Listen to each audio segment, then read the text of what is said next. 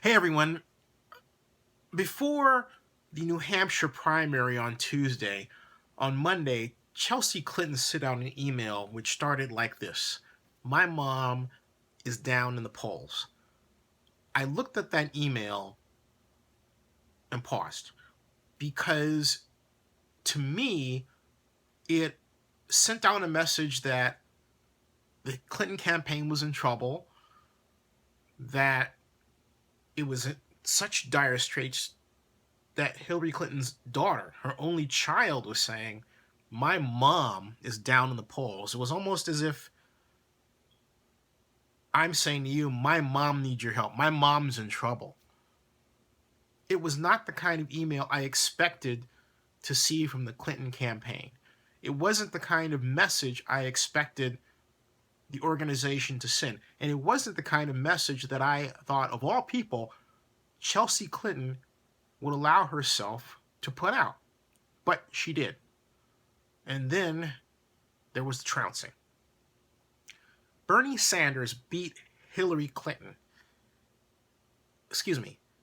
Senator Bernie Sanders, trounced, clobbered, shellacked, whatever kind of adjective you want to apply to what happened on Tuesday in New Hampshire, did it to Hillary Clinton. And now I have to say this. The campaign that I thought was going to roar into the White House, bring us the first female president, is in trouble. And I am not here to announce that I am not supporting Hillary Clinton, so don't even think that. No. But the campaign is clearly in trouble. There are fundamental problems with the message, and I'm not saying that because of what I've heard someplace else. I'm saying that because I read your comments.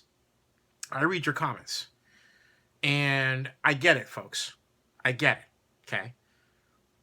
I got it in 1987 when I wrote my thesis at Berkeley called A Theory of Decline, the American Institution in the World Economy. And the message of my thesis was that the United States, that once had produced the majority of steel for the world, sat back and watched as country after country, and eventually over 200 countries produced steel, taking the market away from the United States in the process, and with it, jobs and money.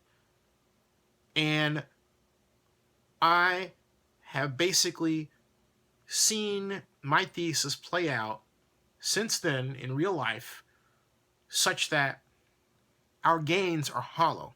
Our underemployment numbers are enormous.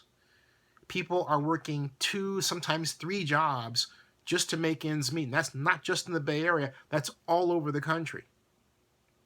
People are tired, they're stretched, they're strapped, they're stressed.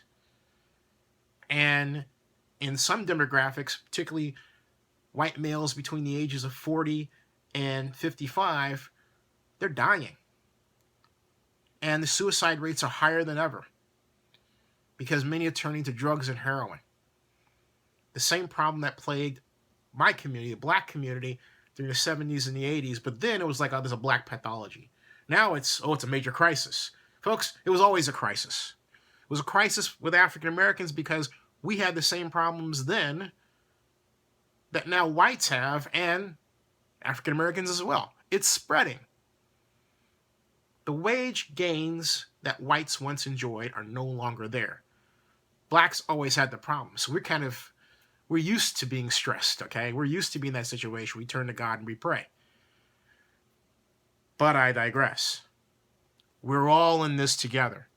And it's so bad that Hillary Clinton's message that I will be the first female president if you elect me, that I will break the glass ceiling if you elect me, rings hollow. Because nobody cares about that when they're just trying to figure out how to keep money in their pocket, to keep food on the table, to feed their family, let alone themselves. Meanwhile, you have a small percentage of the country that's making a lot of money, enjoying great life, and putting out this highlight reel that life is great, when in point of fact, You have this other kind of quasi-dystopian United States that's developing slowly before our eyes, and we don't want. So within that environment, an environment where we lost steel to not just Japan, but Korea, but to China, in an environment where even our American airplanes are no longer really American, if you think about it. They just finally assembled here. In an environment where a person who has only a high school education can't get a job to feed a family of four. Used to be the case where you could. In this environment, we have, and it should come as no surprise when you think about what I've said, the leading candidates talking about this problem of this kind of underclass that has developed. A multicultural underclass, I might add. Donald Trump focuses on fear. But for the Democrats, Bernie Sanders focuses on the 1% versus the rest of us. And that's why he wins. It has nothing to do with, hey, vote for me because I'm Jewish. Vote for me because I'm an older Jewish guy. No. Bernie Sanders has had this one message that has matched the tone and tenor of the times, and people have elected him on that basis. It's not about him. It's about the problem around him. Whereas for Hillary Clinton, Hillary can't get over being a lot like Tracy Flick. Now you would say, who's Tracy Flick? Tracy Flick is the fictional character who ran for class president in high school and used every trick in the book to win. She was focused. She was mean. She was Jack Bull. She took no prisoners. She was played by Reese Witherspoon, and Hillary Clinton has been compared to her, and Hillary Clinton looks like Tracy Flick again.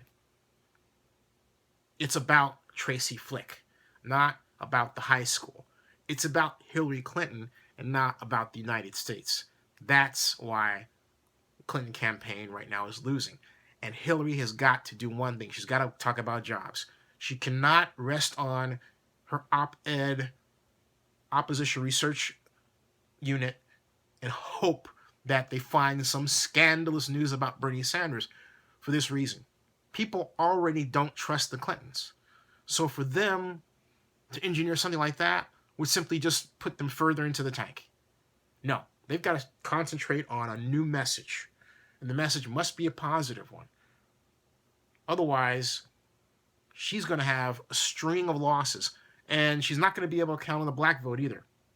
And the reason why is because now, very similar to 2008, people see that the Clinton machine is really not that, and that Hillary is human, and that she is, if you excuse the expression, drawing political blood, her own.